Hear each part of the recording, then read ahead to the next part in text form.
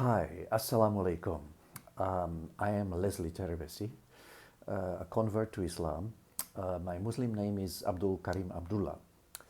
I have a number of academic papers on the internet on two academic sites. One is Academia and the other one is ResearchGate. My papers on academia may be found under my legal name, which is Leslie Terebesi, while the papers on ResearchGate can be located under my Muslim name, which is Abdul Karim Abdullah. Now, the purpose of this video is to actually promote my work, my academic work, which I am now in a process of migrating, if you like, from the academic sites to something a little more commercial, I have to admit, which is Amazon.com. So increasingly, my work will be available at Amazon.com, obviously for a price, to those people who wish to read this work.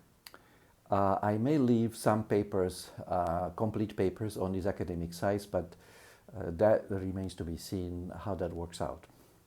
In the meantime, I will be also preparing half a dozen videos on the teaching of abrogation in Islam for academia, which have suggested doing something like this to me on the basis of the one video that I posted on their site, which is actually quite a short video, but which also deals with the topic of abrogation. So now these 6 videos on abrogation will be between 10 to 15 minutes long each, and so the total time will be between 60 minutes to 90 minutes in length. I understand that only premium subscribers will have access to these videos. And I might as well mention that whatever profits come from those videos, academia has committed to share with the producers of those videos on a 50-50 basis according to the number of minutes watched. So now this brings me to the next topic, which is the books on Amazon.com.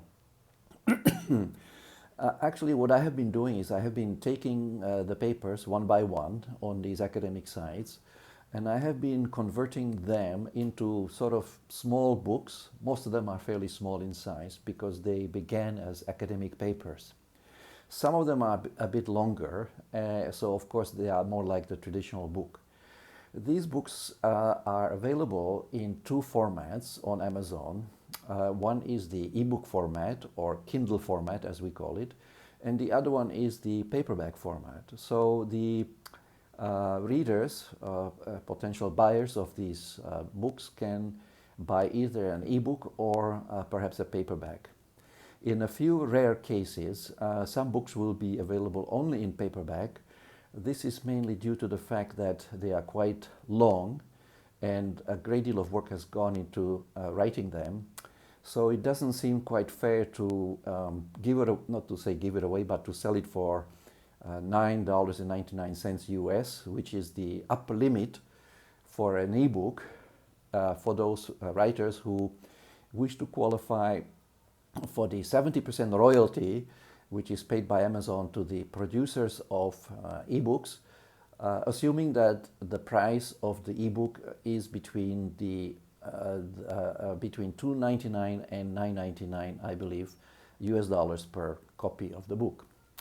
So, like I said, the purpose of this video is to alert the viewers on YouTube and elsewhere that these books are now going to be available in hopefully increasing numbers on Amazon, and I will be leaving on the academic sites abridged versions of the same documents, which will invariably include the abstract as well as a table of contents and perhaps 1 or 2 sections from the early part of the text, such as a preface or an introduction or something along those lines. But the rest of the document will have to be accessed through the Amazon.com. So now, if you have any questions about this or anything else, do let me know in the comments below, and of course I will be more than happy to answer.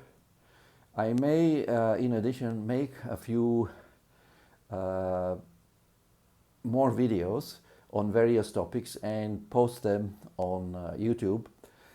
In fact, I have already made a few, and maybe there's perhaps maybe 8 or 9 of them, I think, under my legal name, Leslie Terebesi, and they can be accessed normally the usual way by typing my name into the YouTube search bar, and they can be the videos can be located in this way. Some of those videos are on topics like Islamic finance, where I have done a fair bit of research, as well as other interesting topics that I have come across over the years and developed an interest and discovered that actually they need to be relooked and investigated further because of certain issues that have arisen in the or within the traditional treatment of these topics. I think we all have more or less the same objective. We want to know what true Islam really teaches, not what some people have been telling us that it teaches, especially in cases when what we are hearing from third parties about Islam seems to depart, and sometimes quite radically, from what we encounter in the Quran. And of course, just to give that one example, which I already mentioned, one of the biggest examples of this is the teaching of abrogation, because what we find in the Quran and what we read in the works of some of the traditional jurists seem to be two very different things. Fortunately, the modern scholarship seems to be pretty much in agreement that the entire doctrine of abrogation was a big fiasco, and these modern scholars who have expressed serious reservations about the doctrine of abrogation include people like Fazlur Rahman, Muhammad Asad, Muhammad Al-Ghazali from Egypt, and they have also included a few others. I hesitate to mention their names insofar as their writing tends to be more of a political and polemical nature, but I think the viewer can find out for himself or herself. In any case, we see that current opinion seems to be swinging against the wholesale acceptance of this doctrine of abrogation. Now, the other thing I would like to mention briefly is the announcement by Prince Mohammed bin Salman on 28th of April this last year, just a few weeks ago, that Saudi Arabia is taking a closer look at the prophetic traditions and will be reassessing its attitude to these traditions and to what extent and in what way the traditions will be applied in Islamic law. So this is something also to keep an eye out for, to see how well this develops and in which direction this develops in the future, because we know quite well from the media and experience that some of the extremists in Islam have been using the prophetic traditions to justify problematic actions, acts of terrorism, let's call a spade, and that we Muslims need to look at this more closely and to see whether there is actually any justification to be found either in the traditions or in the Quran for these kind of aberrant and abhorrent actions. So with that, I think I would like to conclude my presentation for today. Remember, my work can be accessed on Academia and ResearchGate, and it is also increasingly accessible on Amazon.com. Thank you very much. Assalamu alaikum wa rahmatullahi wa barakatuh.